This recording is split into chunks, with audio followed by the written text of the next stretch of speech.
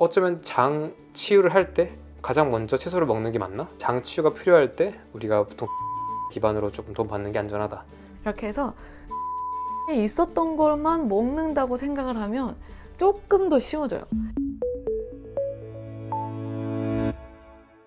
네, 안녕하세요 구독자 여러분. 오늘 특별한 손님과 특별한 분을 모시고 진행하고자 합니다. 너무 잘 아시는 최겸리입니다. 반갑습니다. 안녕하세요. 우리 김현상 본부장님 반갑습니다. 반갑습니다. 먼저 두 분 소개 부탁드리겠습니다. 저는 최겸이라고 합니다. 유튜브 통해서 건강 관련해서 우리가 어떻게 내 몸을 돌보고 어떻게 건강하게 먹는지에 대해서 콘텐츠 만들고 있습니다. 안녕하세요. 웰케어 컨설팅에서 운영 본부장을 맡고 있는 김예성이라고 합니다.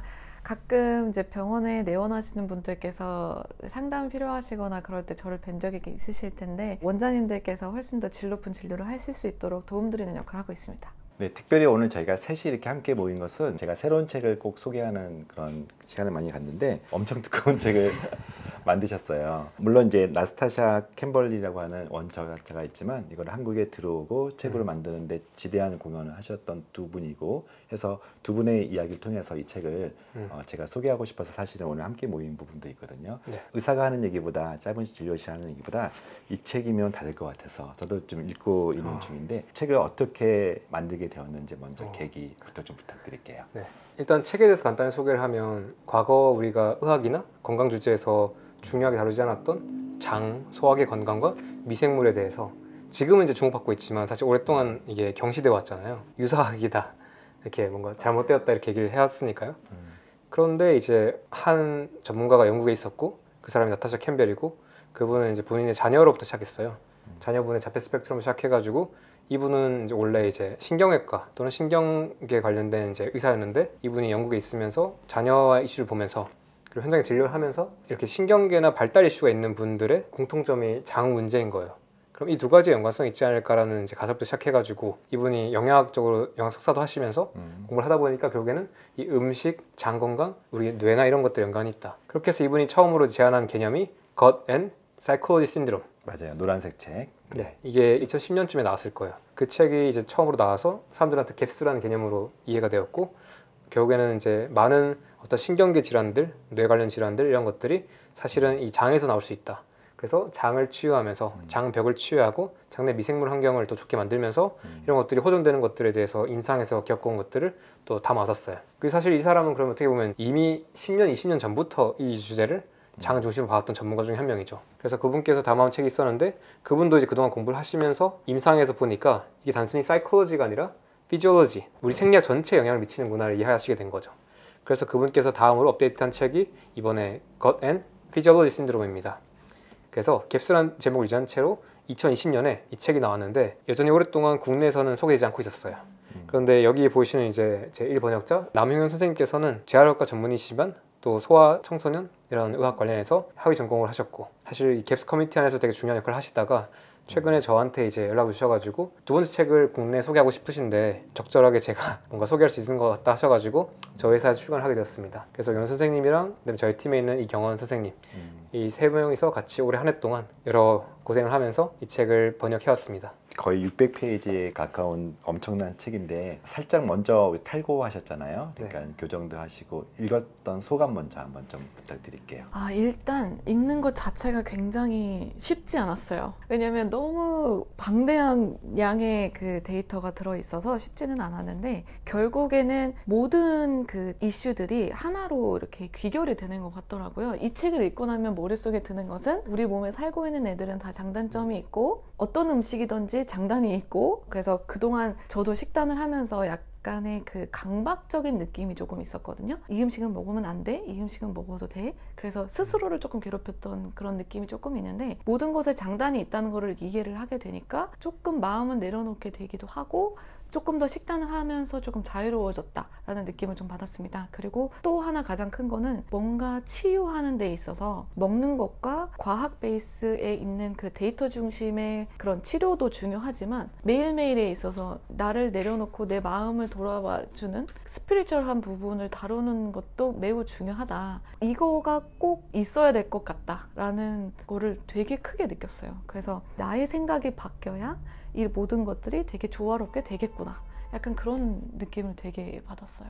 이 표지에 보면은 이제 질병의 이렇게 이정표처럼 알러지, 자가 면역, 장 문제, 호르몬 문제 등등 있는데 직접 책을 이제 만드시는 과정 속에서 어떤 분들이 이 책을 먼저 좀 우선순위를 읽었으면 좋겠다 하는 분들이 있을까요? 한마디로 요약하면 장이 건강하지 않은 상태에서 다른 어떤 만성질환 또는 특별한 질병이 있으신 분들의 경우에는 이 책이 어떤 방식으로든 도움이 될 거라고 생각합니다. 만약에 지금 현재 장이 건강하다, 음식을 먹어도 소화가 잘 되고 배변도 괜찮다, 뭐 속이 불편한 건 하나도 없다, 가스 차지도 않고 그냥 다 괜찮다고 하시면 모르겠어요.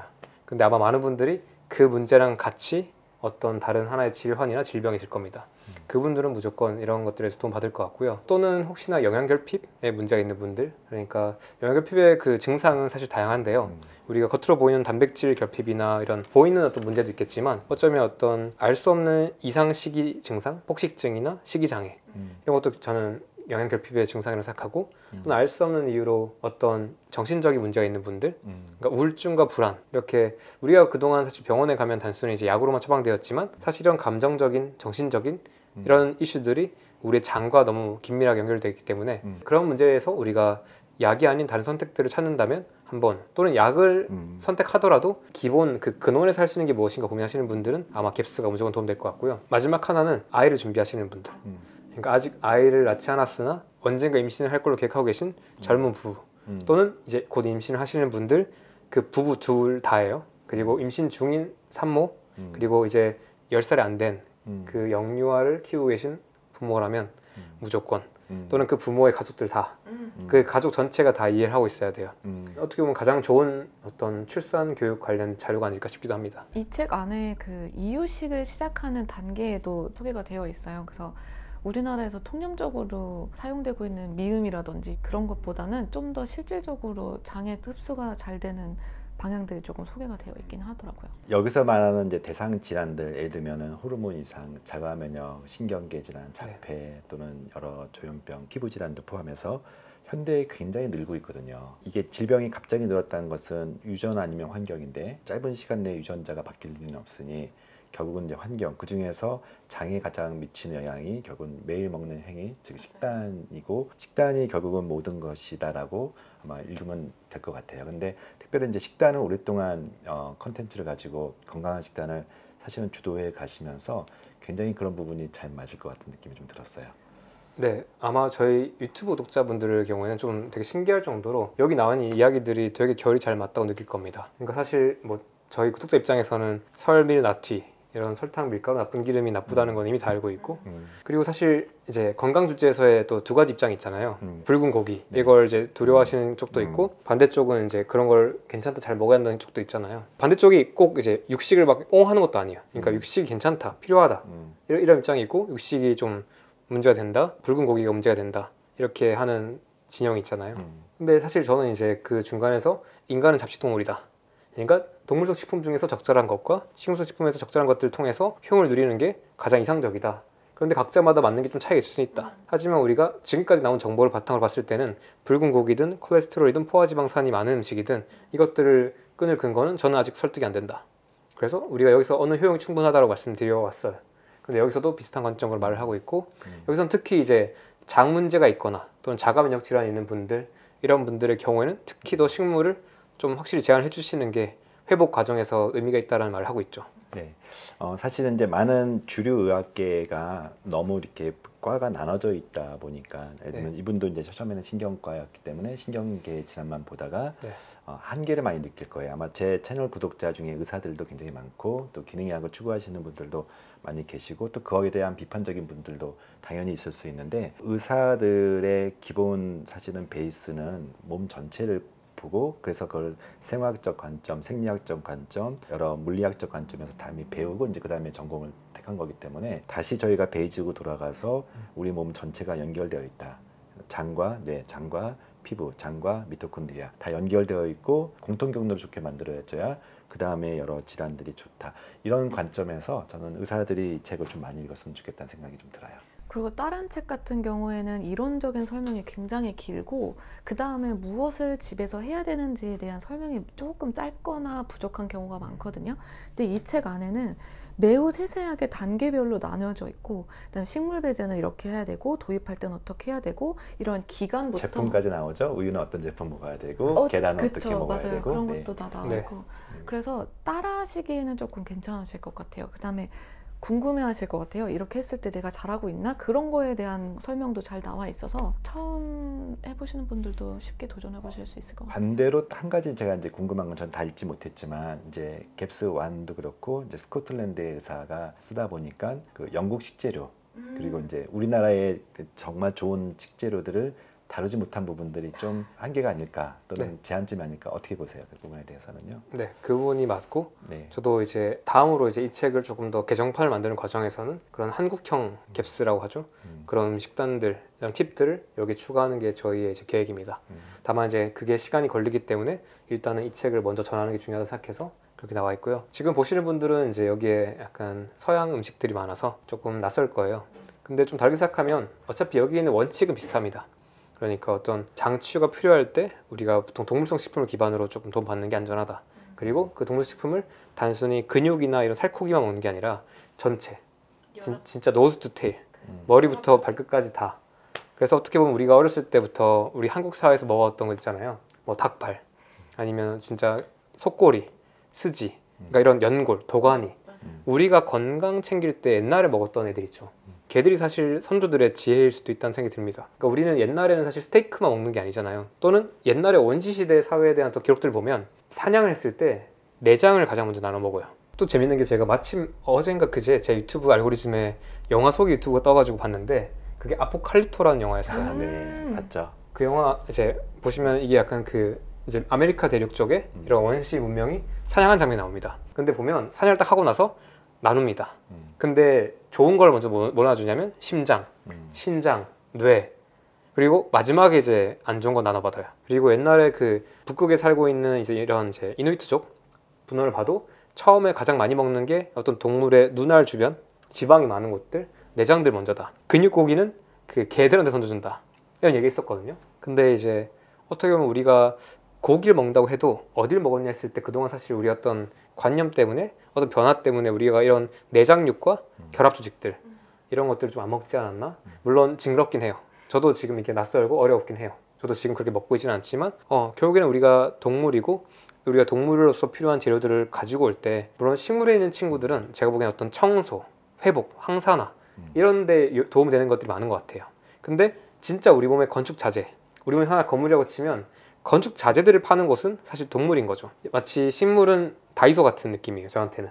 그러니까 거기 청소 연구도 있고 이렇게 깨끗해지게 하는 만든 연구가 있긴 한데 또는 인테리어 제품도 있고 하지만 건물을 지으려면 사실 우리는 다이소가 아니라 이런 건축 자재 샵에 가야 되잖아요. 그래서 어쩌면 그런 의미로서 이런 동물을 홀 전체로 먹는 것 여기가 이 책의 좀 핵심이고 그래서 이게 독보적인 건 뭐냐면 물론 지금 이제 영상을 보시는 분들이 불편하실 거예요. 저도 처음 불편했고 그런데 일단은 한번 편견을 내려놓고 이 사람이 무슨 말하는지 쭉 보자. 그리고 한번 인류학적으로나 과학적으로 내가 믿고 있는 것들 다 보자 했을 때 어쩌면 우리가 요즘에 장 관련 얘기할 때 다 식물 얘기만 하잖아요. 다 채소 많이 먹으라는 얘기만 하는데 어쩌면 장 치유를 할 때 가장 먼저 채소를 먹는 게 맞나? 아니면 진짜 이렇게 제거를 하면서 몸의 회복에 맞춰서 늘려나가는 게 맞나? 이런 관점도 볼 수 있겠죠. 그래서 그런 쪽에서 어쩌면 저를 포함한 많은 분들한테 이 나타샤가 선지자의 역할을 하는 것 같아요. 물론 여기서 한 가지 이제 제가 디스클레이머가 있다면 나타샤가 하는 말의 모든 거를 제가 이해하지 못했습니다. 아직은. 그리고 저도 공부를 하는 입장이고 그리고 이게 모두 맞다라고 제가 장담할 수는 없어요. 과학이라는 게 그렇죠. 과학이라는 게 당대에 되게 내로라했던 전문가들도 또 아인슈타인도 다들 이렇게 자기가 맞는 말도 하지만 나중에 갔을 때 시간에 따라서 틀린 게 검증되기도 해요. 그래서 우리가 그런 관점으로 그러니까 이거를 누가 말했고 옳았다의 중심에 보지 마시고 이 사람이 이런 근거로 이렇게 말을 했다. 이런 임상이 있다. 그럼 우리가 이걸 어떻게 바라볼 것인가? 이렇게 내가 탐구해 나가는 과정으로 같이 이거를 보면 좋을 것 같아요. 네.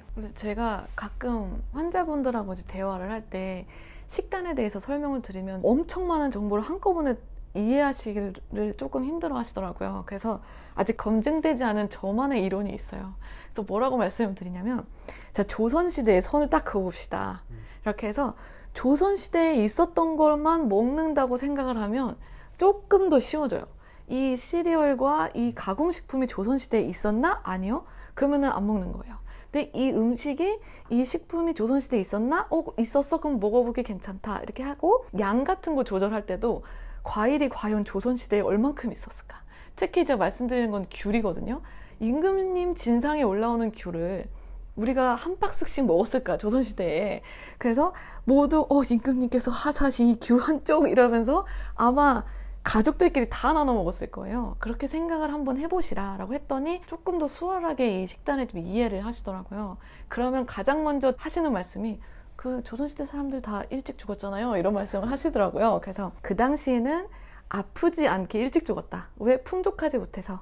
그래서 조선시대에 있었던 음식들을 지금은 풍족하니 그거를 많이 먹으면 건강하게 오래 살 수 있지 않을까라는 게 아직 검증되지 않은 저만의 조선시대 이론이거든요. 맞아요. 그러니까 사실은 이런 질환들, 이제 자가 면역 이런 부분들이 분명히 식단과 관계가 있고, 식단의 핵심은 예전에 먹지 않았던 식단, 즉 가공되고 더 초가공되고, 그래서 당독소를 증가시키고 혈당만 오르는 것이 아니라 많은 염증을 일으키는 식단을 일단 회피하는 게 사실은 가장 저희도 강조하는 부분이고, 더 적극적으로 질환을 좀 치료해 보기 위해서, 예를 들면 우리가 뇌전증이 있는 아이들한테는 케토제닉 다이어트를 권유하는 게 이제는 그 논문뿐만 아니라 거의 학회에서 정설이 된 것처럼, 저는 많은 질환들이 하나씩 식단의 개선을 통해서 갈 수 있을 거라고 생각하고 있습니다. 이 책에서 이제 강조하는 걸 또 좀 추가 말씀드리면, 그 독소의 유입을 되게 조심하게 얘기해요.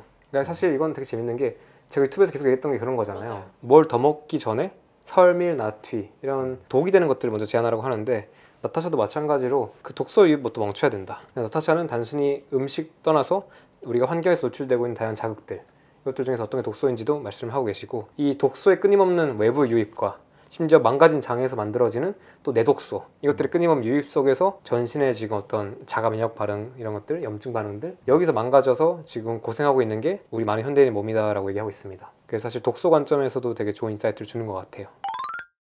어떻게 보면 좀 짧은 시간 동안에 이 책을 다 리뷰하기는 어렵지만, 충분히 이 책이 어떤 강조점을 갖고 또 어떤 분들이 읽어야 되는지를 오늘 잘 설명해 주신 것 같아요. 자, 이렇게 두 분 출연해 주셔서 감사하고요. 마지막으로 내년에 어떤 계획이나 또는 강조점, 최근에 이제 큰 또 우리 대회까지 여셨는데 그 부분 한번 정리해 주시면 좋을 것 같아요. 올해 이제 한 해가 되게 저는 감사한 한 해였는데요. 이렇게 김경철 원장님 포함해서 되게 많은 전문가분들이 또 도와주시고, 내년엔 더 많은 전문가분들 또는 현장에서 이제 뭔가 경험하시는 분들 이야기들, 그걸 잘 담는 크리에이터 역할을 계속 할 것 같습니다. 그리고 이제 갭스 책은 사실 이제 출간을 했지만 이걸 현실 세계에서 어떻게 해야 되는가, 그러니까 대중 대상으로 또 전문가 대상으로 그런 이야기를 제가 또 중간에서 모아내면서 실천하기 쉽게 이 벽돌 책을 이제 우리가 풀어내는 것, 그 역할이 저희 팀에서 내년에 되게 중요한 과제일 것 같습니다. 아마 하던 일을 그냥 열심히 하자, 그리고 공부를 열심히 하자라는 게 내년 계획일 것 같아요. 좋습니다.